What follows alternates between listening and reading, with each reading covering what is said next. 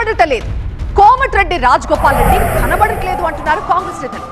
రాజగోపాల్ రెడ్డి ఎక్కడ మొన్న ఖర్గే సభకి డుమ్మా కొట్టారు. నిన్న సీఎం రేవంత్ మీటింగ్ కూడా డుమ్మా కొట్టారు. ఇందులో మతలబేంటమ్మా అంటున్నారు నల్లగొండ జిల్లా ప్రజలు. నల్లగొండ జిల్లాలో మా బ్రదర్స్ కు ఉన్న క్రేజే వేరు. సగం సీట్లను మేమే గెలిపించామని చెప్పుకుంటారు కోమటిరెడ్డి రాజగోపాల్ రెడ్డి. అయితే ఇటీవల జరిగిన మంత్రివర్గ విస్తరణలో మంత్రి పదవి ఆశించి భంగపడ్డారు కోమటిరెడ్డి రాజగోపాల్ రెడ్డి. అప్పటి నుంచి పార్టీపై అలకబూనారు. తన జిల్లా కార్యకర్తలకు, నియోజకవర్గ కార్యకర్తలకు మాత్రమే అందుబాటులో ఉంటున్నారు. రాష్ట్ర పార్టీకి, ప్రభుత్వ కార్యక్రమాలకు దూరంగా ఉంటున్నారు.